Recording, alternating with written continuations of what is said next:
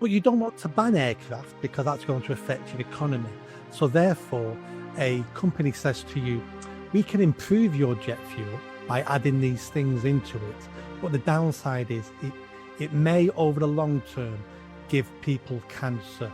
We could do more research on this, but it's going to take 10, 20 years for us to do the research, or we can do it now because the planet's going to burn to death if we don't do it now.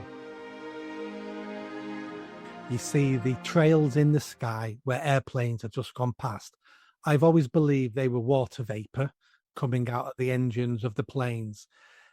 When we say geoengineering, are we putting stuff secretly into commercial jets and commercial planes that no one knows about? Or is that just water vapor and the things we're doing to the environment, they're specific planes flying up just to do that? So I've received many messages about this. Can you look into, commercial airlines as opposed to operations conducted via government and, isolated experimentation as opposed to consistent trails from commercials? Now, I'm still trying to investigate this because the theory is in the 90s jet fuel made a big transition. I think the Americans transitioned over, I think it's to do with kerosene. It's a type of fuel. And I think they wanted to make it more biodiverse and a bit more greener. So I think people started to notice that what we believe is condensation or water vapor is a lot thicker and it trails for longer because of this changeover. Now, Shell, you can go on their website, admits that they do fuel additives for jet fuel. Now, I think the key argument here is what is the additives within jet fuel? And I am still trying to investigate whether, what's in it for a start. The Americans have a more solid understanding to do with additives over there. But over here, I'm still trying to figure it out. There are patents that you can find or Google. If you type into Google jet fuel weather modification patent and you put in aluminium or barium or anything like that, you can find hundreds of patents from Google that will tell you a bit more information, and it's quite damning. So for me, I'm still trying to investigate it. I'm still trying to understand it. I don't want to necessarily jump to conclusions, but I certainly don't want to sneer at others who have legitimate concerns when they look up and they start to notice, hang on a minute, I didn't see that in the 90s, or I didn't see that in the 80s, or even sort of the late 90s. It was a lot different. So I don't obviously sneer or look down upon them, whilst the mainstream media and other commentators might do. But I'm still trying to investigate it. I've sent a Freedom of Information request to the CAA asking whether they have overseen risk assessments to do with metal particles within jet fuel. And their answer was quite astonishing. It's taken me 40 working days to get a proper response. And now I've had to escalate it with the ICO because they're not providing me with any risk assessments. They just say, well, we don't handle that. But then I thought, well, hang on a minute, you're the CAA. You're supposed to overlook safety regulations for aircraft. I know that you don't have a laboratory to test fuel. I get that. But you're the safety regulator. Why do you not have a risk assessment in place for things such as jet fuel and the health hazards it might cause humans if it's done over a prolonged period of time? And if there are additives within fuel, like many of the quote unquote conspiracy theorists have said since the 90s. So I'm still trying to investigate that. And to try and figure out what is going on. But when it comes to geoengineering, cloud seeding, weather manipulation, and solar radiation management, all of these terms, you can find hundreds and hundreds of stories from across the world of different governments engaging in weather modification in isolated cases, not necessarily through commercial aircraft. So the fact that you can't rule out the fact that they're messing with commercial jet fuel, even if it turns out that they're not, the fact you can't rule that out will in itself trigger conspiracy theories. It will trigger people going, this sounds like you're hiding something from me, or you're just purely incompetent.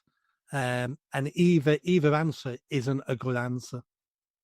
Absolutely. And to add, we're all trying to go through the green agenda now. It's all about being net zero. It's all about being environmentally friendly. Global warming was the big topic with Al Gore in the early 2000s. And, Britain is trying to become net zero by 2030, 2035, now 2050. They keep pushing the date back. There's been a lot of talk about aircraft fuel and going more biodiverse. There was a meeting between Boris Johnson, the Prime Minister of India, Modi, and Bill Gates in Glasgow. This was back in 2021, I believe, for COP26, I think was the one where they spoke specifically about airline fuel, or jet fuel, and trying to make it more biodiverse and more greener. So you can't really rule out that there has been, well, it's clear there has been a transition with jet fuel for commercial airlines and military aircraft. And many pilots have, come forward and spoken to me personally and said, I've been commercial for X amount of years, or I've worked in the military as pilots throughout the years. Yes, there has been changes, and there's a lot of stuff that I still need to try and figure out. So I'm not going to jump to any conclusions because I don't think that's fair yet. But there is something, you cannot rule it out, and that's what's made me sit back and realize actually there could be something. It might not be anything, but I'd rather look and try and figure it out. But ever since I've started doing this, I've started to notice your sort of friendship circles start to shrink as it did during COVID and various other topics. But yeah, like I said, I personally wouldn't use the term chemtrails because it might, stonewall. But I'm never ever going to sneer at someone or look down or anything like that on someone that does choose to use that term. And I think a lot of people have become so ideologically divided now with topics that they don't even want to look into it in case they're afraid that their reputation or the way they're perceived might look a little bit mad or different. But I've kind of just gone, well, it's not about me. It's about figuring out what is true or not. So yeah. Let me put this scenario to you. You're the Prime Minister of England. Let's say you're Boris Johnson, and you believe in this net zero rubbish. Jet fuel is a problem because that is contributing to the warming of the planet, allegedly, but you actually believe that, so you take that as fact. But you don't want to ban aircraft because that's going to affect your economy. So therefore, a company says to you, we can improve your jet fuel by adding these things into it. But the downside is it may, over the long term, give people cancer. We could do more research on this, but it's going to take 10, 20 years for us to do the research, or we can do it now because the planet's going to burn to death if we don't do it now. Can you foresee a prime minister or president going, do it now and we save the planet? Yes, and I fear that scenario may have already happened, and that's what I fear. This is why I think it's crucial to be vigilant and to not rule anything out. And that's not theorizing. That's based on what has been said, the transition to net zero and the environmental agenda, the investment, the heavy investment in the green lobby or the green money, as we call it, green dark money or whatever. Yeah, I wouldn't rule it out personally. And you get called all sorts of things if you theorize such a thing, but we've seen the pattern over time since Well, since a long, long time, man has been wanting to modify the weather for a long, long time, even before the 1940s.